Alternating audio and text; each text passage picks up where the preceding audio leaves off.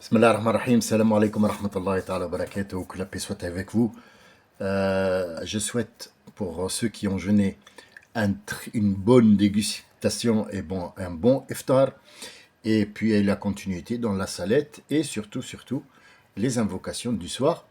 Et pour ceux qui ont commencé le carême, je sais que c'est juste le vendredi qui ne mangent pas de viande, mais bon, c'est à eux de gérer leur carême. Je leur souhaite un très très bon carême. Pour nos amis aussi, les juifs qui pratiquent, nous avons le Yom Kippour qui commencera en octobre.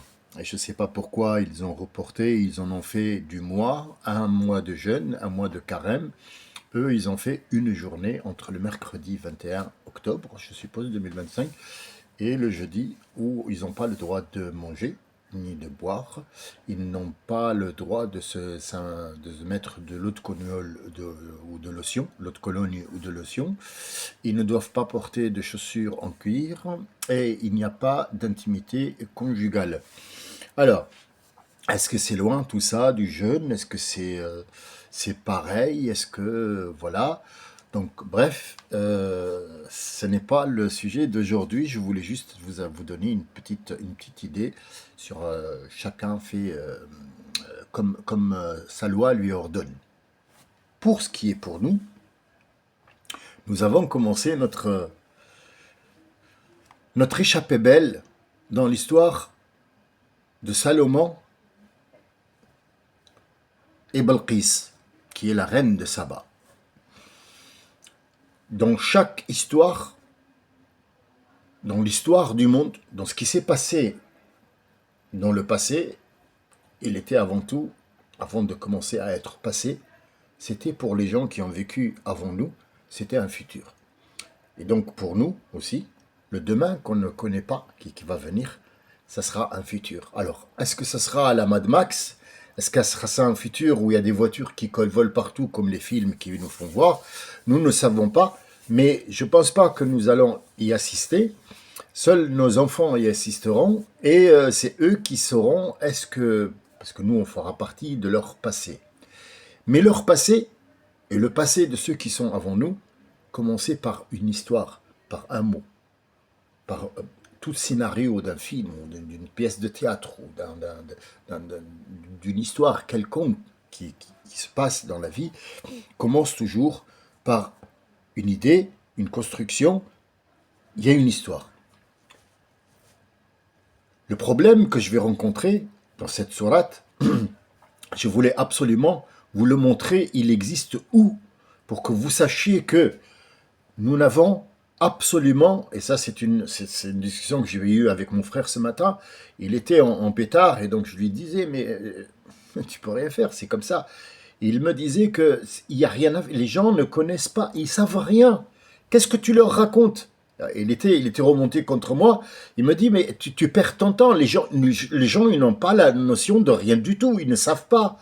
Ils ne savent pas, ils n'ont pas de savoir, ils n'ont pas ça, ils n'ont pas ci, ils n'ont pas ça. Ils ne peuvent pas comprendre ce que tu leur dis. Et moi, j'ai insisté sur le fait qu'il y a des gens qui comprennent.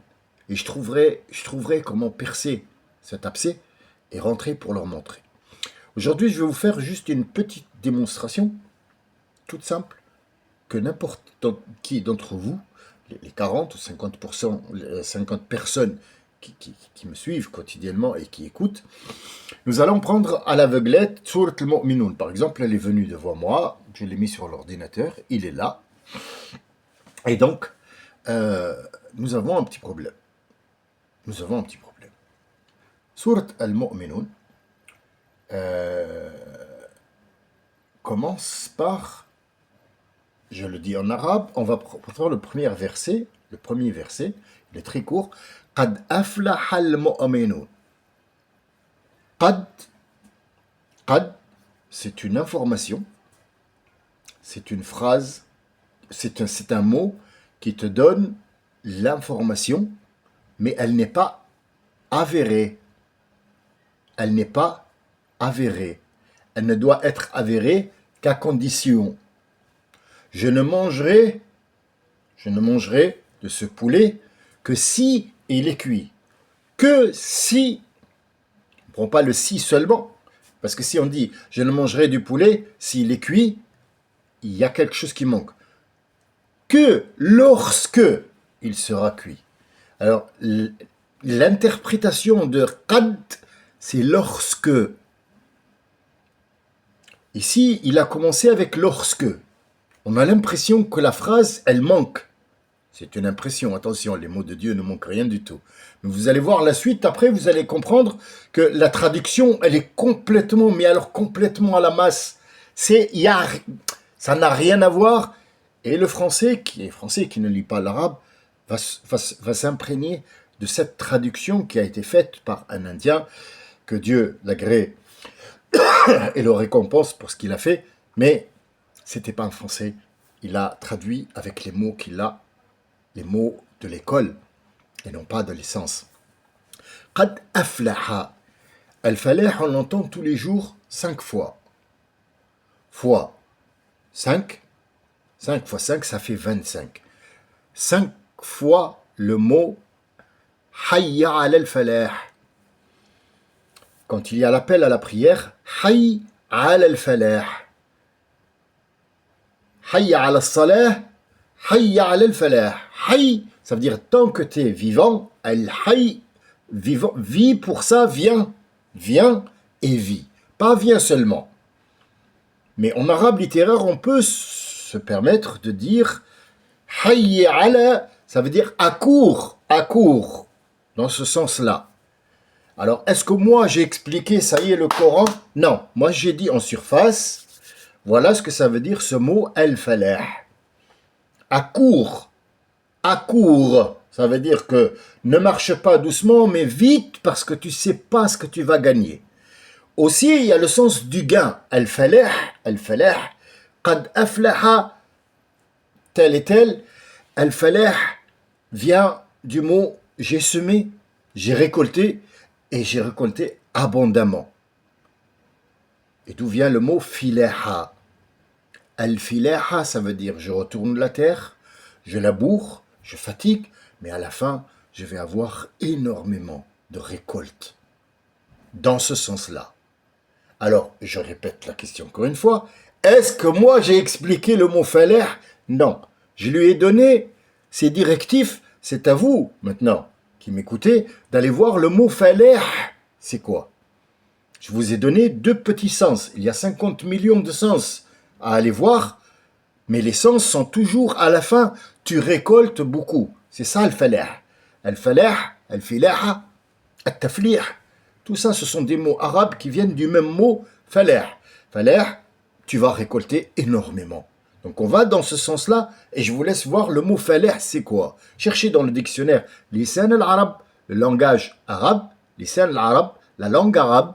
Vous allez voir, si vous parlez en arabe et vous lisez l'arabe littéraire, vous allez voir que la traduction, toutes les traductions du mot falah, il y en a 5 ou 6 dans le dictionnaire, qui mènent tous au sens dont je vous ai dit.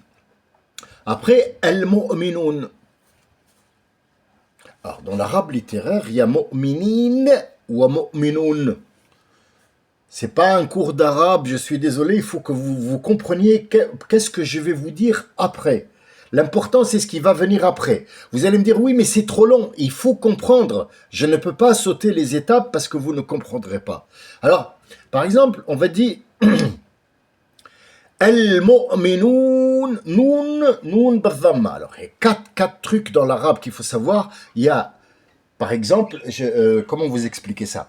Par exemple, un elif. Elif, c'est la première lettre de l'alphabet qui s'appelle A. Bien. Comment on le prononce?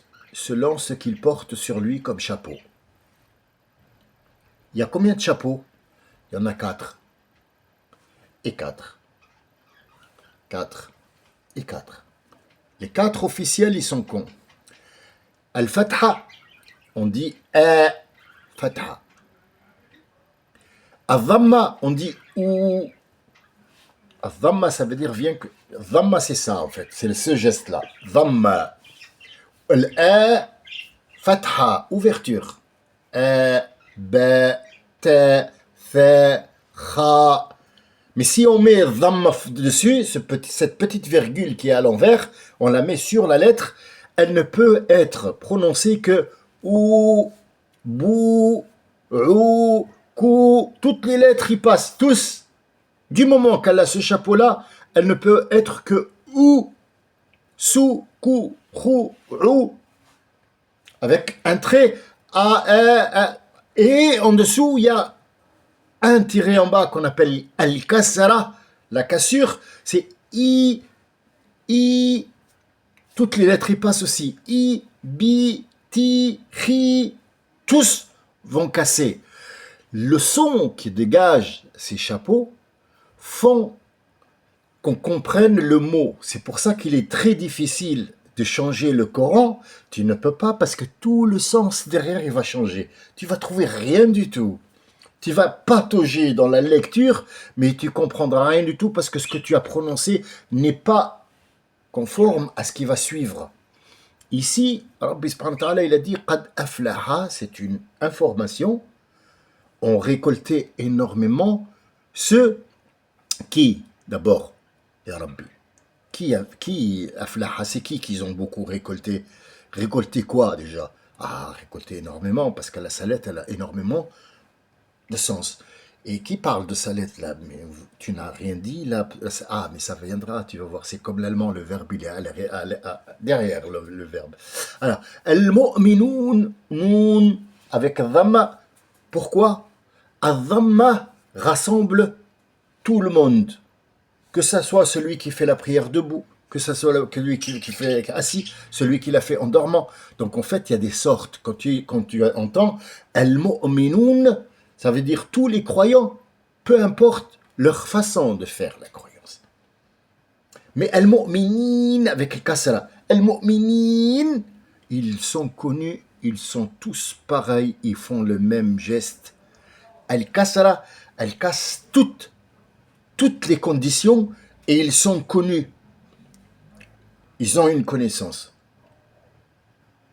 Et quand on fait Al-Fatha, dans l'islam, Fatha, on parle Ya ayyuhan nas, parce qu'on ne parle plus de croyance. La croyance, c'est où tu fais partie d'un groupe de croyants, chacun il fait sa croyance, ou alors tu parles de gens que tu connais, Al-Mu'minin. Et ici, Dieu il parle de tout le monde, tous les croyants. Ils ont gagné un gain, ils sont gagnants dans l'affaire. C'est le jackpot, je vais le traduire de langage tout simple de rue, je suis désolé, mais il faut absolument que je vous apporte cette information qui sera peut-être pour vous un supplice. Mais une fois que vous l'avez compris, une fois que le truc, vous l'avez remis l'enregistrement pour pouvoir comprendre mieux que ça, vous allez comprendre, ça va être plus clair. Qad aflaha, ça veut dire c'est le jackpot.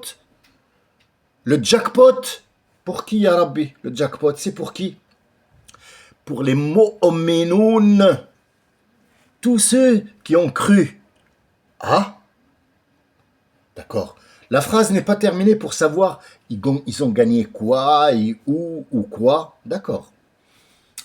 La traduction en français, c'est bienheureux sont certes les croyants. C'est écrit là. Bienheureux dans le Coran français, c'est écrit Surat al-Mu'minun.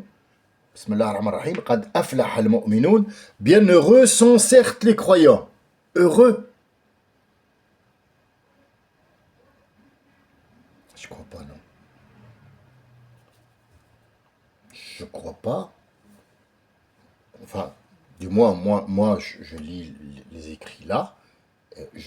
L'arabe littéraire, il coule dans mes veines. Le français, je me défends plus que parfait. Bienheureux, c'est pas aflaha.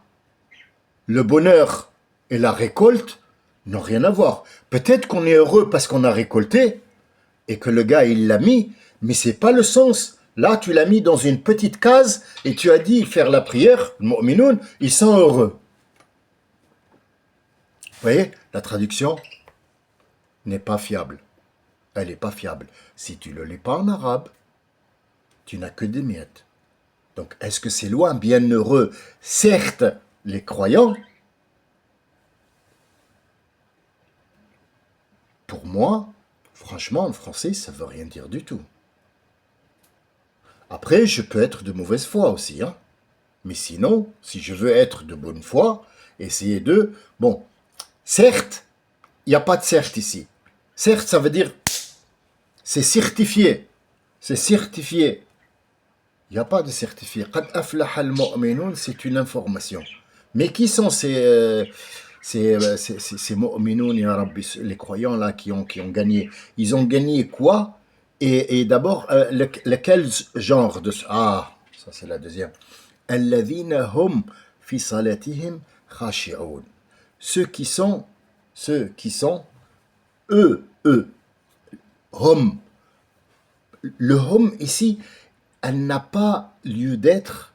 Dans l'arabe littéraire, on peut l'enlever, on peut dire alladhina fi salatihim khashi'un. Tout simple. Mais il y a quelque chose qui manque. Donne-moi, ya Rabbi, juste la catégorie. Alladhina hum. Ceux, et eux seulement, qui sont dans leur salette, khashi'un al-khushu'a. Ici, khashi'un, toujours Badama, t'as vu, ils parlent toujours des mêmes croyants. Tous. Khashi'un, c'est la complète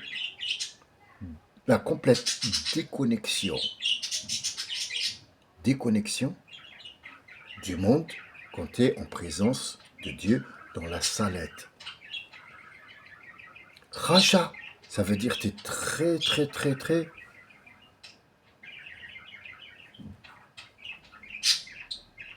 dans ton jeu. Il n'y a rien qui te vient à l'esprit. Tu es complètement concentré avec ta salette. C'est la concentration ultime. La concentration ultime. Ceux qui, eux, ont la concentration ultime avec moi quand ils sont concentrés avec moi. On va voir en français. Elle est là. Ceux qui sont humbles dans leur salette.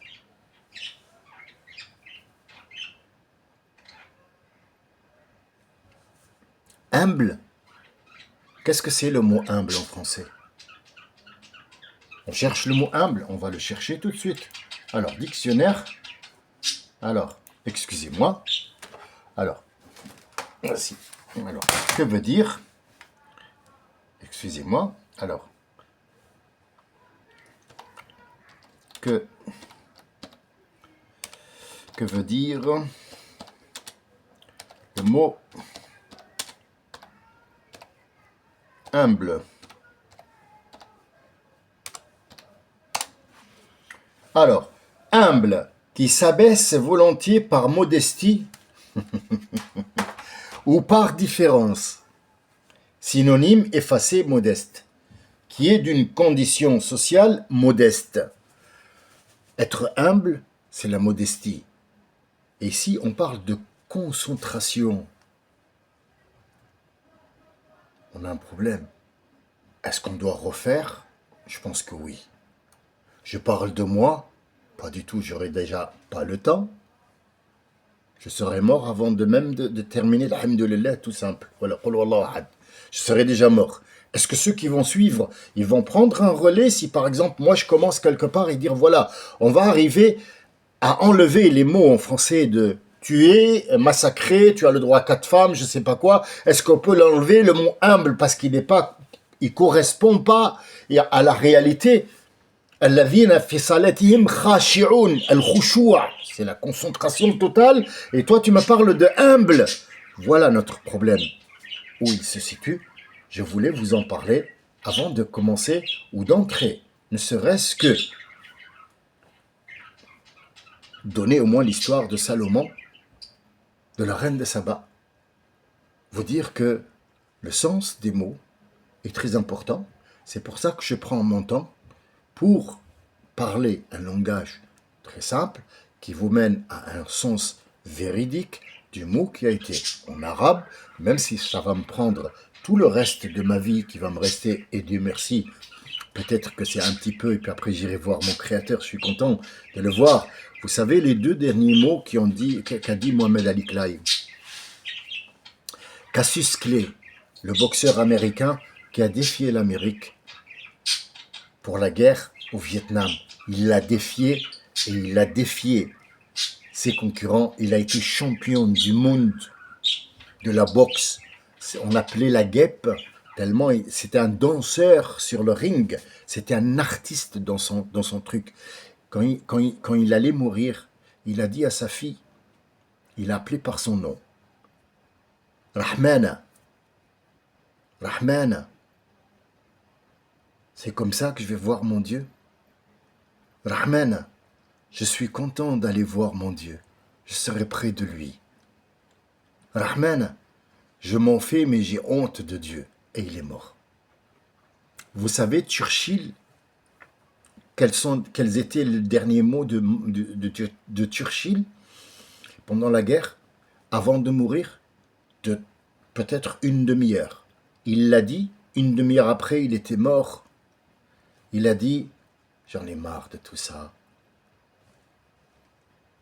Je peux vous citer tous ceux qui sont morts, qu'est-ce qu'ils ont dit avant, surtout ceux qui sont connus, les mots, si on les traduit mal, on a une compréhension faussée. Donc ce qui fait qu'il y a des gens qui sortent de cet islam ou qui ne veulent pas y rentrer parce qu'on leur a donné des mots qui sont faux. Faux de A à Z. Le gars, il a fait un effort, il l'a écrit en français. Le problème, c'est qu'il a traduit des mots qui, non seulement ne vont pas en profondeur pour les sens, mais il les a mal traduits. Je vous ai pris un exemple comme ça, pouf, et je peux vous prendre n'importe lequel des exemples, vous allez voir que le sens du mot en arabe n'a rien à voir avec la traduction. Vous pouvez aller voir vous-même. Allez voir vous-même. Maintenant, on a atteint dans la technologie une certaine intelligence artificielle qui peut vous traduire le mot khushu' en arabe. قد أفلح المؤمنون الذين هم في صلاتهم خاشعون. Germini, dis-moi, qu'est-ce que ça veut dire en français? Et il va te donner une autre version que celle qui a été écrite en français, et ils appellent ça Coran. Parce que quand on arrive au mot mort, Dieu parle de la vie qui surgit de la mort et la mort qui surgit de la vie. Et eux, ils ont traduit le mot mort, ça veut dire les musulmans, ils tuent. On a un problème. Eh ben oui, ça fait de nous des gens qui sont terroristes, parce qu'on a traduit un mot qui n'était pas à sa place. Et c'est pas la peine de me faire la morale à 2 balles pour les gens qui vont faire des commentaires à la con. Vous avez tort. Le mot humble et le mot concentration, ça n'a rien à voir. C'est pas la même chose, fais ce que tu veux, monte sur 5 chevaux si tu veux. Le mot humble et le mot concentration ne sont pas pareils. Je vous laisse décider de ce que je viens de vous dire, parce que ça, ce n'est que mon opinion à moi, et je vous laisse faire votre opinion à vous. J'ai pris 23 minutes pour arriver à cette conclusion. Je ne peux pas rentrer avec vous pour aller dire bonjour à Salomon et à la reine de Saba. J'espère que je ferai ma prière, je ferai mon devoir, je vais voir un petit peu ma vie avec mon épouse, tout ce qu'il y a, mes petits canaris, leur donner à manger et les mettre au lit. Et oui, parce que c'est le soir, il faut couvrir la cage. Et je reviendrai vers vous, Inch'Allah. On rentrera dans le palais de Salomon pour voir un petit peu l'architecture qu'il y a sous le dôme, qui maintenant qu'on connaît, c'est Jérusalem. Qu'est-ce qu'il y a en dessous et pourquoi la reine de Saba est venue et qu'est-ce qui s'est passé. À tout à l'heure, Inch'Allah. Ou alors, si je vous promets rien, peut-être à demain. Mais quoi qu'il arrive, comme dit Trump, que Dieu garde Trump, hein, je suis bien rouge, hein, attention, d'une façon ou d'une autre, le Groenland, on l'aura. Voilà. À tout à l'heure, salam alaikum wa rahmatullahi wa barakatuh.